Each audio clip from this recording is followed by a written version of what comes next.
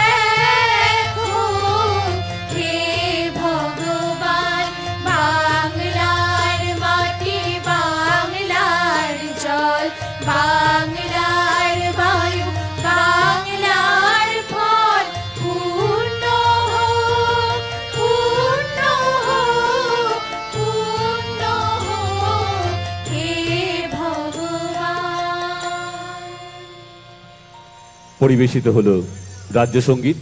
সম্মাননীয় অতিথিদেরকে একটু বসার অনুরোধ করছি। আমরা মঞ্চটি 2 মিনিট সময় নেব।